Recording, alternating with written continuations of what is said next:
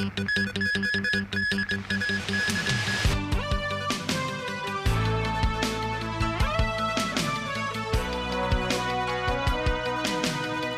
evening, and thank you for joining us. Chief Executive John Lee today held his first district consultation for the policy address he will deliver in October. The Musingai reports. The first district public consultation for the upcoming policy address was held at this primary school in Tai Po. Chief Executive John Lee and most of his cabinet secretaries attended the meeting. The consultation was divided into two sessions, with about 120 people from different backgrounds attending the event. Some residents focused on the city's financial status and development. For instance, this man works in the security sector. He said finance used to be a key pillar of the SAR. However, many securities firms have shut down in the past few years, an unprecedented scenario in Hong Kong history. In response, the CE said the financial sector and securities now face multiple global challenges. Lee said ASEAN countries and the Middle East are seen as the new engines for global economic development, adding authorities will review relevant policies. This woman, a representative of manufacturing, hopes the government can act as a mediator between banks and small and medium enterprises. She said banks are playing safe amid the current economic situation. They cannot help you, but mainland banks support companies to apply for financing. The CE said authorities hope to help SMEs through the transitional period, adding Hong Kong's economic growth will improve further next year. Meanwhile, tourism was another aspect that was often mentioned by members of the public during the consultation. The Sha Tin resident proposed the idea of creating a mascot for the city. Sichuan province, for instance, uses pandas as their mascot. Can Hong Kong have a similar concept to promote tourism and attract foreigners? Zhang Li said the development of tourism and culture can be combined using giant pandas as an example. What do residents think of their meeting with the administration? I think it's kind of friendly and open, and to me, I think our CE and all the secretary are quite open in listening and replying. We have, different groups focusing on different areas to discuss, which is also quite nice because the related government officials are in the particular room to discuss about this similar topics. The government wants to adopt the opinions of teenagers more and more. If we adopt more like public opinions, we can feel the maybe downsides of the policies, and so that they can make improvements. The district consultation lasted for roughly 2 hours, and the next sessions will be held on the following weekend. Mims 9, TVB News.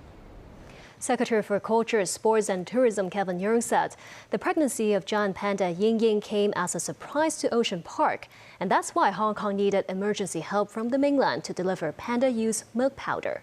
He added the government shares the responsibility to resolve issues related to funding for any expansion projects of panda pavilions. Last Thursday, giant panda Ying Ying gave birth to a female and a male cub on the eve of her 19th birthday at Ocean Park. But once the pregnancy was discovered, it had been kept under wraps. Speaking with TVB News, Secretary for Culture, Sports and Tourism Kevin Yeung revealed Ying Ying's pregnancy was not expected, nor were the twin babies. 以我所知咧，照嘅就係照到一隻嘅。 Yeung said the ultrasound scans showed Ying Ying conceived only one fetus, so only after delivery can Ocean Park come up with a concrete plan to take care of the newborns. The cubs are now under the care of panda experts from Sichuan. Because Ying Ying does not have enough breast milk, the twins will also be fed on milk powder from the mainland. Including the pair of giant pandas gifted by Beijing, Hong Kong will be home to a total of 6 pandas. When the cubs reach 2 years old, they will need their own space and cannot live with their parents. Yeung said the government will help financially in case of a need to expand their facilities. Yeung said given the cost of raising the bears, the government will study in the future whether 6 pandas will be too many for Hong Kong and weigh the financial benefits of such a panda economy. But he also underscored the panda's symbolic significance as they represent Beijing's care towards Hong Kong. A teenager is suspected to have disrupted MTR services by opening a train emergency exit in the small hours of this morning. The incident happened at around 1 a.m. when the last train of the Kwun Tong line was reaching Kowloon Bay Station. A male passenger of around 16 years old allegedly opened the emergency exit located at the rear end of the train. That forced all train services between Choi Hong and Tu Keng Ling stations to be suspended. The railway company reported the case to the police. MTR said surveillance footage showed the teenager was seen leaving the MTR carriage with some other passengers. MTR said the case violated mass transit railway bylaws, which is punishable by a fine of up to $5,000. Starting today, MTR passengers can buy single-journey electronic tickets through the railway company's app.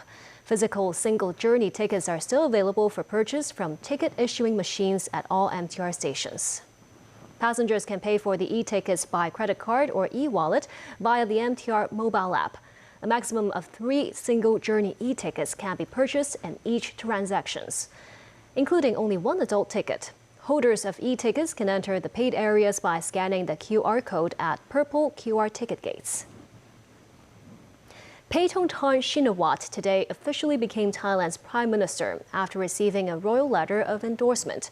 The king's backing was a mere formality after Thailand's parliament on Friday voted to accept her nomination for premier, put forward by her dominant Pheu Thai party. She is the third Shinawatra to lead the country after her father Thaksin and aunt Yingluck. Nasvi Karim has more. Father and daughter. Former Prime Minister, new Prime Minister. Thailand's Shinawatra dynasty lives on, though precariously so, in a country that has a history of military coups and ad hoc governments. At 37, Paetongtarn Shinawatra became Thailand's youngest ever Prime Minister after she was formally endorsed by King Maha Vajiralongkorn. The military influence was palpable in the swearing-in ceremony, most guests replete in official white uniforms. Paetongtarn moves forward and kneels before a large portrait of the king. She then addresses the gathering, saying she will perform her duties with an open heart and try to take the country forward with stability. She then greets her well-wishers, including the man she replaced as Prime Minister, Srettha Thavisin, who was last week replaced by the Constitutional Court because he had appointed to his cabinet someone who had served jail time for an alleged attempted bribery. Paetongtarn is the second woman to become Thailand's Prime Minister. Her aunt Yingluck, who along with her older brother Thaksin, had been disposed by military upheavals. Paetongtarn, known in Thailand by nickname Onging, said she would continue Srettha's policy, but faces a number of challenges including a weakening economy and the dwindling popularity of a once dominant Pheu Thai party. I am dedicated to pushing forward key policies from economic reforms and the 30 baht healthcare improvements to enhancing digital infrastructure and promoting Thailand's soft power on the global stage. Finally, and most importantly, I'd like to thank the people of Thailand, whether you voted for me or not. I promise to serve everyone equally and wholeheartedly, every age, every gender, every diversity. Being part of the Shinawatra clan, Paetongtarn said she will lean on her father for advice, though she is determined to be her own woman. Thaksin on Saturday was released from house arrest by the king after serving a shortened sentence for corruption. I hope I can ask him for advice anytime that I want, but not all the time, 24/7 like that, because it's not possible. So I am my own person, and I have my own things and my own goals that I have to be achieved in the future. Nazri Karim, TVB News. Some Indian junior doctors remain away from work demanding justice for a colleague who was raped and murdered. We want justice! We want justice! We want justice! Despite the end to a 24-hour strike called by the biggest association of doctors, protests and candlelight marches continue. Doctors across the country, including in the capital, continue to take to the streets and are joined by members of the public. Some medics have refused to see non-emergency patients after the killing of a 31-year-old trainee doctor in Kolkata just over a week ago. The victim's father said the protests are giving him strength. Many of the demonstrators are blaming Prime Minister Narendra Modi directly for not doing more to protect female workers. Venezuelans in Latin America and other parts of the world responded to a call from their country's political opposition and took to the streets to dispute President Nicolas Maduro's claimed victory in last month's election. Protesters marched in Mexico, Brazil, Ecuador, Peru, and Japan. Maduro claimed he had just under 52% of the vote in the election, while the opposition led by Maria Corina Machado said they won by collecting 67%. Solutions offered by the international community have been rejected by the government and opposition. Machado wants an independent international verification of the results. Maduro and his supporters held their own rally in the capital, Caracas, promising 8% economic growth in a country in which the GDP has fallen 73% since 2013. Countries such as China and Russia have already congratulated Maduro.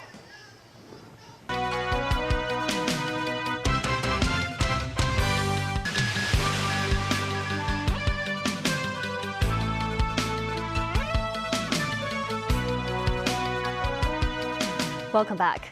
U.S. Secretary of State Antony Blinken is on his way to Israel in a diplomatic push for a peace settlement in Gaza that would end the 10-month war between Israel and Hamas. While he travels, Palestinians continue to die from Israeli attacks. David Garrett reports. A night flight for the top US diplomat. Secretary of State Antony Blinken quick to get formalities over with and climb the steps on his way to Israel. It's his 10th trip since war broke out, with US President Joe Biden saying a deal is closer than at any time. Violence raged over the weekend with several Israeli strikes. Blinken will hope to snuff out any dissenters trying to derail the peace process first proposed by the US in late May. Talks will continue in Egypt this week after 2 days of negotiations in Doha. Mediators Qatar, Egypt and the Americans optimistic a deal will be sealed. French Foreign Minister Stéphane Séjourné said the same as he ended a regional tour with his Egyptian counterpart. Séjourné said it's a necessity to end the suffering of Gazans and hostages. Egypt's Foreign Minister Badr Abdelati said regional peace was so important that his country would never stop. He said there is communication between Israel and the Palestinians, adding that if intentions are sincere and there is political will, certainly a ceasefire can be reached. There are some gaps and loopholes, but they are being dealt with. Blinken will hope to tie up those loose ends in Israel, but will find a country divided on the way forward. The Israeli military released more pictures of troops operating in Gaza in a show of strength, with their ceasefire negotiators having told Prime Minister Benjamin Netanyahu they have cautious optimism for a deal.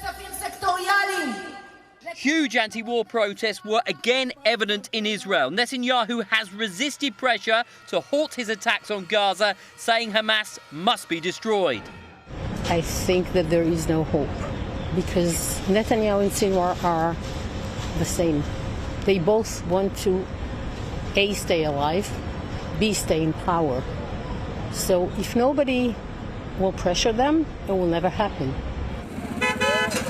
For the moment, war is still a reality for people in Gaza. The Israeli military told Palestinians near the Maghazi refugee camp they should leave. The already displaced on the move again, passing through Deir al-Balah, parts of which are no longer safe. A mother and her 6 children, killed over the weekend, were laid to rest nearby after a strike was said to have wiped out an entire family. Health officials put the Palestinian death toll since October at over 40,000. David Garrett, TVB News.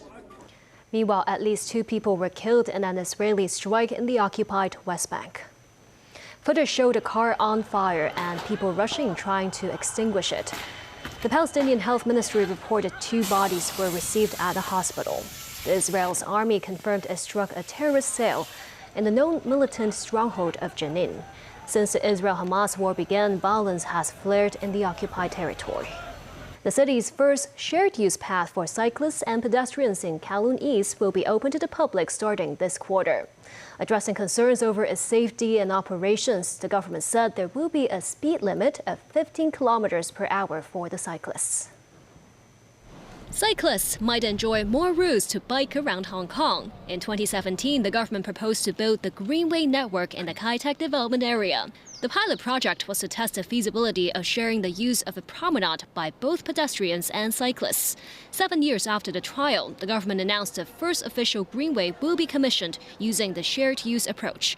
In the first phase, 600 meters of a 7.5-kilometer corridor in the northeast section of Kai Tak's former runway area will be open to the public this quarter.